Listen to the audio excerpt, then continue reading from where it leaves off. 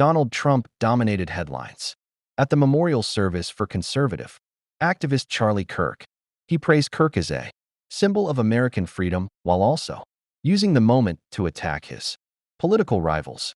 The highly publicized event drew national attention, highlighting once again the country's sharp political divide. But while most eyes were fixed on Trump's remarks and the emotions of the day, another story was quietly unfolding, one that could have a lasting impact on the U.S. economy and energy policy. The United States has built the world's largest liquefied natural gas (LNG) industry, once celebrated as a major success of the Trump era.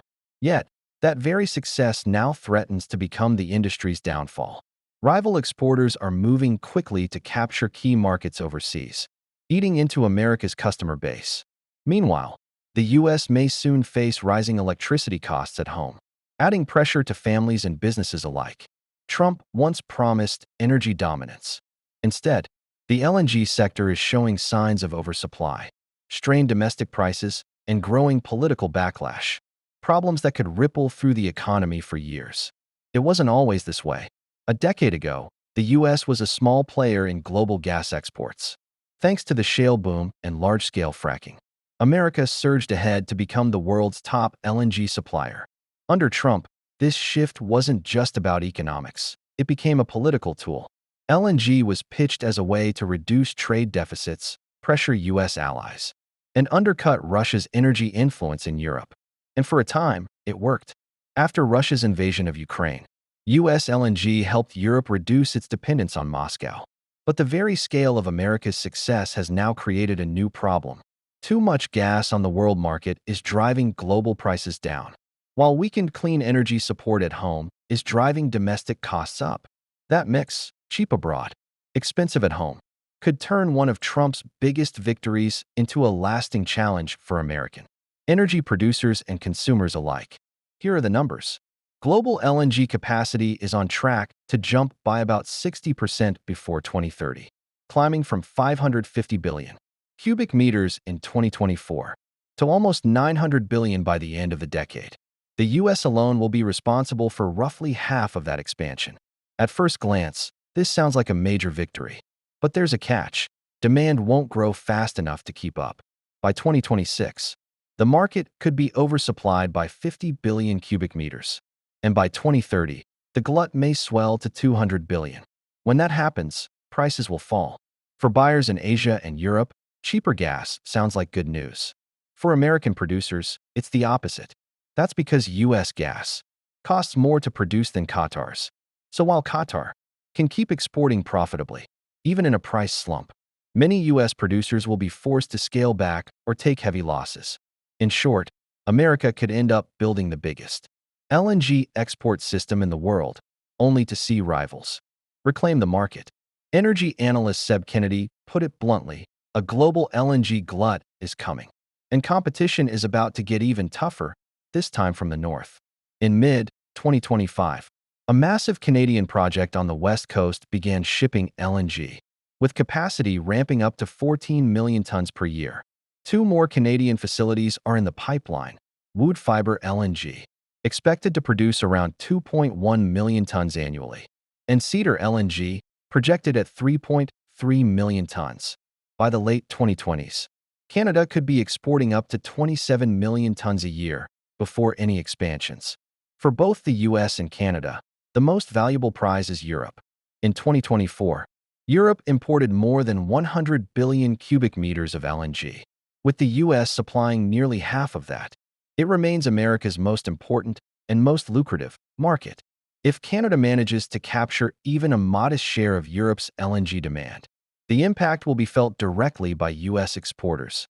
Europe is working to phase out Russian LNG by 2027, and Canadian producers are already in talks with Germany over long-term supply. Every deal struck in Europe means fewer opportunities for American shipments. Asia is another battleground. Canada's new LNG projects sit on the Pacific coast, giving them easier access to Asian buyers. Major partners include PetroChina and Kogas, which gives Canadian gas a built-in route to China and Korea. In 2024, China purchased about 4 million tons of U.S. LNG, just a fraction of its overall needs. As relations between Ottawa and Beijing begin to improve, Canadian suppliers are well-positioned to expand their role in North Asia, directly challenging American market share. By 2028, Canada could be sending as much as 27 million tons of LNG per year into global markets. That capacity is aimed at the same European and Asian customers who currently rely heavily on the U.S. In a world already facing oversupply, each additional Canadian shipment drives international prices lower, while inside the U.S., the squeeze grows tighter. Export terminals and domestic power plants end up competing for the same supply of gas. The result, while consumers overseas may enjoy cheaper energy, American households could be hit with higher electricity bills. That's where the issue turns politically explosive. At home, the U.S. is facing a very different energy reality, shaped by two powerful trends moving in opposite directions. On one side, growth in renewable power has slowed after Trump rolled back clean energy tax credits, stalling much of the momentum built under earlier policies. On the other side, electricity demand is skyrocketing, driven in large part by the boom in artificial intelligence and the energy-hungry data centers powering it. These forces are colliding, leaving the U.S. increasingly dependent on natural gas at the very moment when supply pressure and rising costs are starting to bite. LNG could be heading down a similar path: rapid expansion, shrinking profits, and companies stuck with stranded assets. The difference is that this time, the impact wouldn't just hit oil fields in Texas. It would show up on every American's utility bill. Trump promised that cutting clean energy tax credits while boosting LNG exports would make America stronger. But the reality may be very different: weaker producers, higher costs at home, and voters angry about rising utility bills. The numbers tell the story. By 2030, global LNG supply is expected to rise by 60%, with the United States driving half of that growth. Yet analysts warn of a looming glut of nearly 200 billion cubic meters, flooding the market and pushing international prices down. Meanwhile, at home, billions in clean energy investments have already been wiped out by the rollback of tax credits. Just as electricity demand is exploding thanks to the rapid growth of artificial intelligence, the outcome is already visible. Prices are climbing in several states, and the pressure on American families is only beginning. That's not a path to energy dominance. It's a path toward economic strain and political fallout. The U.S. LNG industry now stands on a knife's edge. What was once Trump's proudest energy achievement may end up remembered as one of his greatest policy failures. In the rush to export as much gas as possible, he overlooked the most basic principles of energy policy: balance, sustainability, and long-term stability. Without those, today's success becomes tomorrow's crisis. And that crisis may not start overseas. It could strike here at home, in the form of higher bills, weaker energy security, and another American boom gone bust. So when Trump boasts about big, beautiful LNG exports, it's worth remembering, being number one isn't always a win. Sometimes it comes with a cost, and this time, Americans may be the ones left paying the price. Should the United States double down on LNG exports or shift course and reinvest in renewables to head off an energy crisis? That's the question the country faces now. And as this story ends, my request to you begins.